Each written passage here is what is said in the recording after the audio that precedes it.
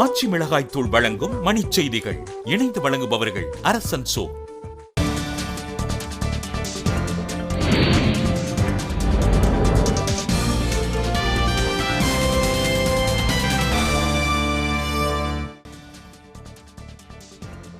நாம் விரும்பும் சென்னை கருத்து கேட்பு பரப்புரையை தொடங்கினார் அன்புமணி ராமதாஸ்.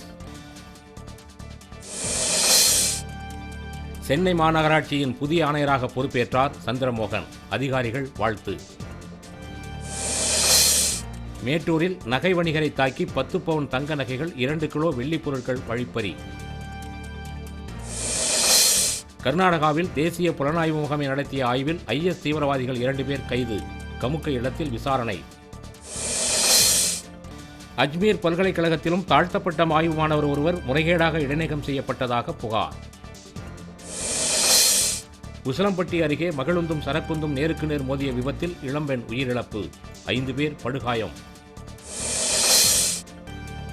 சுனந்தா புஷ்கர் நஞ்சு கொடுத்து கொல்லப்பட்டிருப்பதாக புலனாய்வுத்துறை அறிக்கையில் தகவல். போலி ஆவணம் மூலம் ஈரானில் இருந்து சென்னை வந்த கணவன் மனைவியிடம் காவல்துறையினர் விசாரணை. ஹைதராபாத்தில் போராட்டம் நடத்தும் மாணவர்களை நக்சலைட்டுகள் வழிநடத்துவதாக பாஜக மாணவர் அமைப்பு புகார்.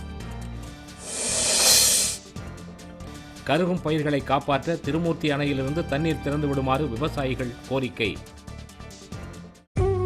ஆச்சி மிளகாய் தூள் வழங்கிய மணிச் செய்திகள். இணைந்து வழங்கியவர்கள் அரசன் சோ.